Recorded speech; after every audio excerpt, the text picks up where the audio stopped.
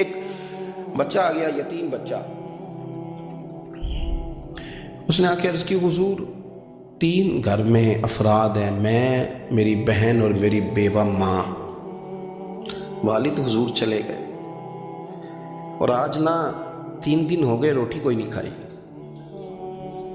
میں اس منظر کو بھی جانتا ہوں کہ جب یتیم گھر میں اکٹھے بیٹھے ہوتے ہیں اور پتہ ہوتا ہے ان کو کہ ہماری اماں کے پاس آج پیسے کوئی نہیں اور گھر میں روٹی بھی کوئی نہیں، تو پھر ان کو بھوک ہی نہیں لگتی۔ ہاں نہیں لگتی۔ اماں پوچھتی ہے پتر روٹی کھانی ہے؟ نہیں میں تو سویرے جو کھایا تھا وہ ہضم ہی نہیں ہوا، منجی شاہی کوئی نہیں۔ یہ پردے اس طرح کر کے بچائے جاتے ہیں، ایک دوسرے کو تسلیاں دینا، ایک دوسرے سے پیار کا بڑھ جانا، ایک دوسرے کے لیے جذبات اور طرح کے بن جانا، حکمت الہی کے تقاضے ہوتے ہیں۔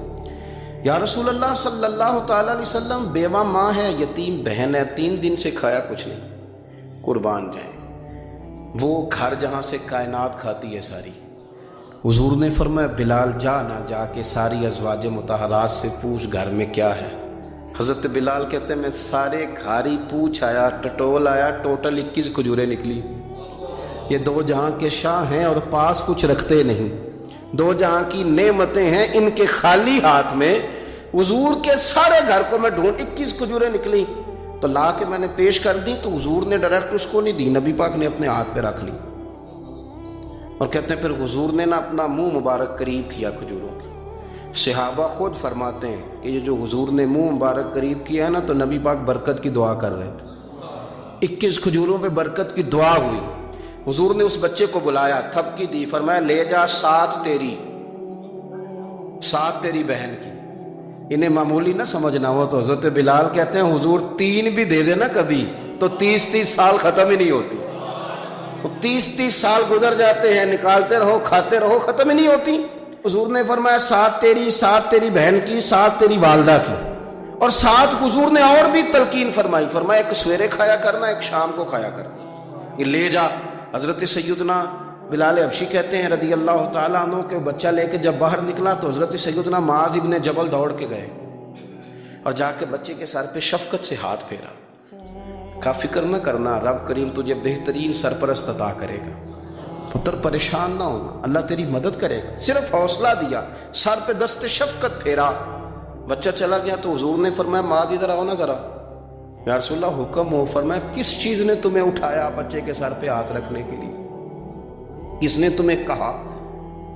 کس چیز نے تمہیں اٹھایا جو تم بچے تک پہنچ گئے؟ عرض کی یا رسول اللہ وہ جو میرے دل میں اللہ نے یتیم کے لیے رحمت رکھی ہے نا، اس نے مجھے اٹھایا تھا، اور میں نے جا کے اس کے سر پہ دست شفقت پھیرا۔ تو حضور فرمانے لگے سن پھر، جو کسی یتیم کے سر پہ خالی ہاتھ بھی پھیر دے، جتنے بال اس کے ہاتھ کے نیچے آئیں گے نا، رب اتنی خطائیں معاف کرے گا، اتنی نیکیاں دے گا، اتنے درجے اس کے بلند کر دے گا۔ خالی دست شفقت ہی پھیر دے، دینا دلانا تو بات کی بات ہے، اس کا خیال رکھنا تو۔ یہ جو ہمارے مدارس ہیں نا، ان میں اکثر بچے غریب ہوتے ہیں، لیکن کچھ بچے تگڑے گھروں کے بھی ہوتے ہیں، مالدار گھروں کے بھی ہوتے ہیں۔ اس میں اگر کوئی ایسا بچہ آ بھی جاتا ہے نا جو یتیم ہے، کمزور ہے، تو وہ اپنے آپ کو محسوس نہیں کرتا کمزور، کیونکہ وہ یہ نہیں سمجھتا کہ میں یتیم خانے میں آیا ہوں۔ اس کے ذہن میں مائنڈ سیٹ یہ ہوتا ہے کہ میں مدرسے میں آیا ہوں اور میں پڑھنے کے لیے آیا ہوں، اور چونکہ وہ کچھ وزادار بچے، مالدار بچوں کے ساتھ وقت گزارتا ہے، اسی دسترخوان پہ بیٹھ کے کھاتا ہے، اسی کلاس میں سب کے ساتھ بیٹھ کے پڑھتا ہے، تو اس کی عزت نفس مجروح ہونے کی بجائے طاقت پکڑتی۔ وہ برابری کی سطح پہ جب آتا ہے تو اسے محسوس ہوتا ہے کہ مجھے عزت دی جا رہی۔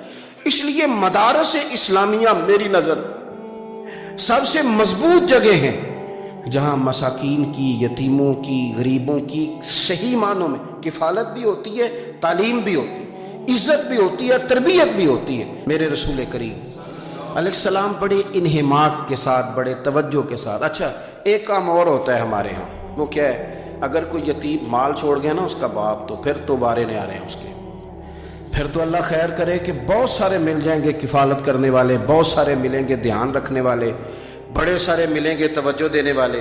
قرآن مجید نے فرما دیا ہے کہ جو یتیم کا مال کھاتا ہے وہ سمجھ لے کہ میں مال نہیں کھا رہا، میں آگ کھا رہا ہوں، آگ کھا رہا ہوں، آگ۔ سورہ نساء دیکھیے ہمارے ہاں اگر تو وہ مال چھوڑ گیا ہے تو پھر تو بہت سارے رشتہ دار مستقل اس کے محلے میں مکان لینے کو تیار ہو جاتے ہیں، الا ماشاء اللہ۔ پھر تو بڑے سارے ایسے بھی رشتہ دار بن جاتے ہیں جن کو والد کی موجودگی میں کبھی زیارت کا موقع بھی نہیں ملا تھا۔ یہ مال جو یتیم کا ہے اس کی تو زیادہ حفاظت کرنی تھی۔ ہم کئی دفعہ مسئلہ بتاتے ہیں، لوگ فتویٰ بازی شروع کر دیتے ہیں۔ مجھے بلایا گیا کہ ایک صاحب کا انتقال ہو گیا تو ان کا ختم شریف ہے، تو بچے ان کے نابالغ ہیں، تو میں نے کہا کہ آپ اس طرح کریں، ان کے مال میں سے زیادہ پیسے نہ صرف کریں۔ نہیں جی نہیں، بڑے پیسے کمائے ہیں جی، اس نے ساری زندگی باہر نکالی ہے تو لاکھوں کروڑوں کمائے ہیں، تو چھوٹا گوشت پکائیں گے، بکرے کا گوشت پکائیں گے اور ہم ان کا ختم شریف دلائیں گے۔ تو میں نے کہا صاحب آپ رشتہ دار ہیں، ان کے بچوں کے مال کی حفاظت کریں۔ ختم شریف تو اس میں گوشت زیادہ ہونا ضروری نہیں، اس میں تو درد سے دعا کرنا ضروری ہے، اس میں تو تلاوت قرآن پاک کے سال ثواب میں ضروری ہے، ذکر اذکار ضروری ہے۔ لیکن کیا کیا جاتا ہے کہ بے دریغ مال ان کا اگر ہو تو، ایک حدیث پاک ہے بخاری مسلم میں، بڑے غور سے سنیے گا اور اس کے اندر جتنے پہلو ہیں ان پر پوری توجہ دیجیے گا کہ کہیں ہم ادھر آ تو نہیں گئے۔ رسول پاک صلی اللہ علیہ وسلم نا ہمارے لیے سب سے بڑے حکیم ہیں، سب سے زیادہ حکمت حضور نے ہمیں بتلائی ہے کہ اس رستے چلو گے تو بچو گے، اس رستے جاؤ گے تو ہلاک ہو جاؤ گے۔ نبی کریم علیہ السلام نے فرمایا، بخاری مسلم ہے، فرمایا 7 ہلاک کرنے والی چیزوں سے بچنا، اگر ان میں تم چلے گئے تو ہلاک ہو جاؤ گے۔ 7 چیزیں ہیں جو تمہیں ہلاک کر دیں، برباد ہو جاؤ گے، تباہ ہو جاؤ گے، ہلاکت کا سفر ہے یہ، 7 چیزوں سے بچو۔ یا رسول اللہ صلی اللہ علیہ وسلم وہ کون کون سی؟ تو حضور نے فرمایا اللہ کے ساتھ شریک نہ کرنا، ہلاک ہو جاؤ گے۔ دوسرا نبی پاک صلی اللہ علیہ وسلم نے فرمایا جادو نہ کرنا، ہلاک ہو جاؤ گے، ہلاک۔ اور یار جسے حضور فرما رہے ہیں ہلاک ہو جائے گا، وہ بچے گا۔ نبی پاک صلی اللہ علیہ وسلم نے تیسرے نمبر پر فرمایا جس شخص کے قتل کرنے کو اللہ نے حرام قرار دیا ہے اسے قتل نہ کرنا، ہلاک ہو جاؤ گے۔ چوتھے نمبر پر رسول پاک علیہ السلام نے فرمایا سود نہ کبھی بھی کھانا، ہلاک ہو جاؤ گے، ہلاک۔ بڑی بڑی دلیلیں دی بینک والوں نے، بڑا سمجھایا تو حاجی صاحب مان گئے، محترم مان گئے، کہنے لگے نہیں جی نہیں وہ کاروبار میں لگاتے ہیں۔ بڑے بھولے والے ہیں ہم، پتہ سارا ہے۔ اور دیکھو سب کاموں کے باوجود مستقل بینکوں میں پیسے اس اکاؤنٹ میں رکھے ہوئے ہیں جہاں سے مستقل سود آتا ہے۔ حضور نے فرمایا نہ کرنا یہ کام۔ تو کہتا ہے میں سود پہ پیسے لے کے کاروبار چمکاؤں گا، تیرے نبی پاک نے تو فرمایا تو ہلاک ہو جائے گا۔ تو کہتا ہے میں مل لگاؤں گا، حضور نے تو فرمایا ہلاکت ہے۔ تو کہتا ہے میں بڑا کچھ کر جاؤں گا تو ہلاکت ہے۔ اچھی طرح سمجھ لیں، اصل مال بھی ضائع ہو جاتا ہے اس بندے کا جو سود کا مال ملا لیتا ہے، اصل برکت بھی اڑ جاتی۔ اور میرے نبی پاک صلی اللہ علیہ وسلم نے 5ویں نمبر پہ فرمایا یتیم کا مال نہ کھانا، ہلاک ہو جاؤ گے، نہ کھانا ان کا مال، یہ کروڑوں ہو، اربوں ہو یا 10 روپے ہو، یتیم کا پیسہ نہ کھا جانا، ہلاک ہو جاؤ گے، ہلاکت تمہیں آ لے گی۔ اور پھر 6 نمبر پر نبی پاک علیہ السلام نے فرمایا کفر سے جہاد ہو رہا ہو تو کبھی پیٹھ پھیر کے بھاگنا نہ، ہلاک ہو جاؤ گے۔ اور 7ویں نمبر پر اللہ کے رسول نے فرمایا بے قصور اور بے گناہ عورت پر تہمت نہ لگانا، بلا وجہ بہو کے کھاتے نہ کچھ ڈال دے، بلا وجہ بھابھی اور بیوی اور کسی بھی خاتون پر کوئی الزام بے قصور عورت پر بہتان نہ لگانا۔ مار مار کے ایک شخص نے بحال کر دیا بیوی کو اور بعد میں پتا چلا کہ جی مجھے شاک ہے تویز کراتی ہے۔ کیا آپ کی سوچ ہے؟ مسلمان اللہ کو ماننے والا اور اس باتوں پر الزام لگائے گا تویز کرا کے لاتی؟ بے قصور عورت پر بہتان، یہ ایک تو بات ہے اسے مارنا، اور ایک یہ ہے کہ کوئی تکلیف دینا، اور ایک خالی اتنی بات کی کہ بہتان بھی نہ لگانا، اس پر الزام نہ لگانا، یعنی تم نے صرف بے قصور عورت پر الزام ہی لگایا تو حضور فرماتے ہیں ہلاک ہو جاؤ۔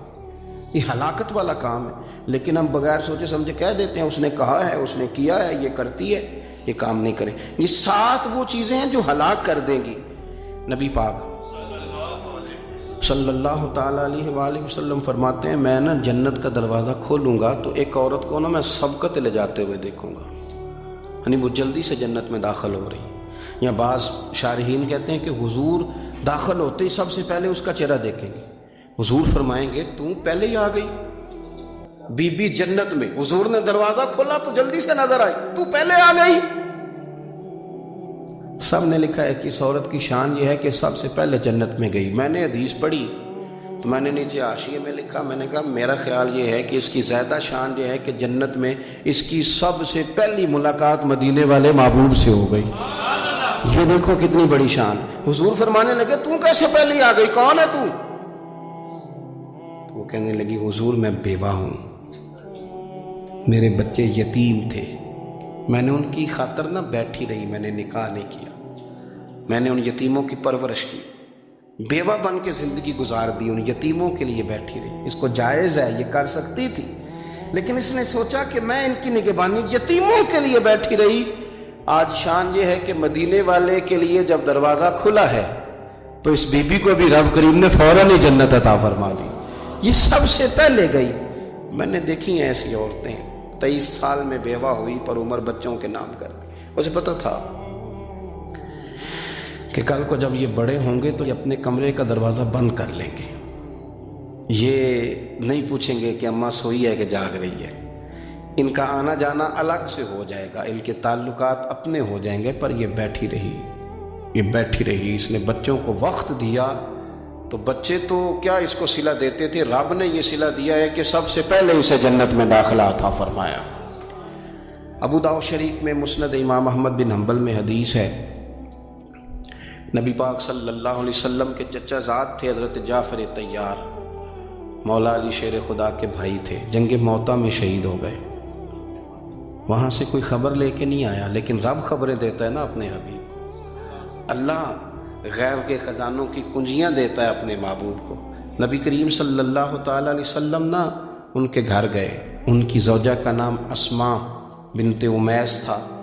حضور نے فرمایا اسماء میرے بھتیجوں کو میرے پاس لاؤ، محمد بن جعفر اور عبداللہ بن جعفر رضی اللہ تعالیٰ عنہ۔ بچے قریب آئے، حضور کو پتہ ان کے والد شہید ہو گئے۔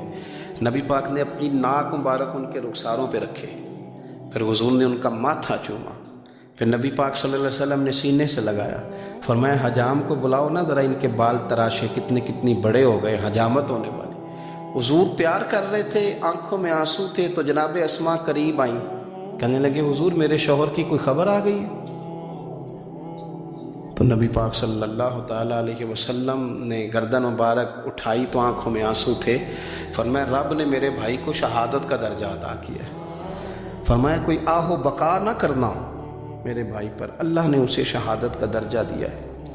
حضرت جعفر طیار کے گھر والوں کے لیے حضور نے صحابہ کو حکم دیا کہ یہ غم میں ہیں، ان کے لیے کھانے پکا کے لاؤ۔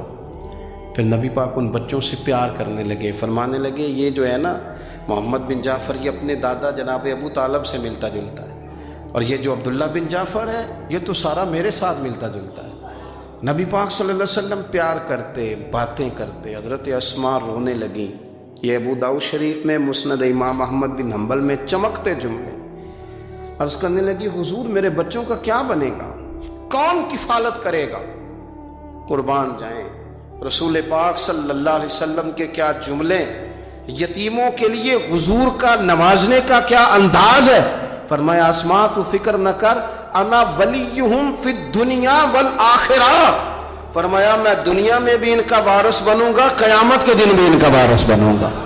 تو صرف دنیا کی بات کرتی ہے کہ نظام معیشت کا کیسے چلے گا، اور میرا وعدہ یہ ہے کہ دنیا میں بھی ان کی سرپرستی کروں گا، آخرت میں بھی سرپرستی کروں گا، آخرت میں بھی میں ان کا خیال رکھوں گا۔ آپ غور تو فرمائیں، توجہ تو کریں کہ اس قدر زیادہ حضور کا انہماک اس طبقے کے ساتھ ہمیں اپنے دائیں بائیں عزیزوں میں، رشتہ داروں میں، دوستوں میں، علاقہ میں، پڑوسیوں میں، محلے داروں میں دیکھنا چاہیے۔ یہ بچے بیچارے میں نے دیکھا ہے ان کے بگڑنے میں اصل بات یہ ہوتی ہے کہ کوئی مخلص ہو کے سرپرست نہیں بنتا۔ آگے بڑھیں، اپنی اپنی خدمات پیش کریں، اور جس طرح ہمارا بچہ بگڑ جائے تو ہم اس کے لیے پوری کوشش کرتے ہیں، جدوجہد کرتے ہیں، حالات، واقعات، پس منظر، پیش منظر کا جائزہ لیتے ہیں، کون سے اسباب اختیار کیے جائیں تو یہ ٹھیک ہو سکتا ہے۔ وہ ساری چیزیں ان کے لیے بھی ہمیں اختیار کرنی چاہیے۔ اور یہ بچے اگر احساس ذمہ داری پکڑ جائیں، جو وارث سے محروم ہو جاتے ہیں، یہ اگر احساس ذمہ داری پکڑ جائیں تو پھر یہ قوموں کی قیادت کرتے ہیں، پھر یہ بہت بڑے جانباز ثابت ہوتے ہیں، پھر یہ اپنے گھر گھرانے کا نہیں، یہ ملتوں کے، قوموں کے لیے مشعل راہ بنتے ہیں۔ لیکن شرط یہ ہے کہ ہم ان کے لیے اپنے دلوں کو کشادہ کریں، سینوں کو وسیع کریں۔ اللہ کریم سمجھنے کی توفیق عطا فرمائے۔ آخر دعوانا ان الحمد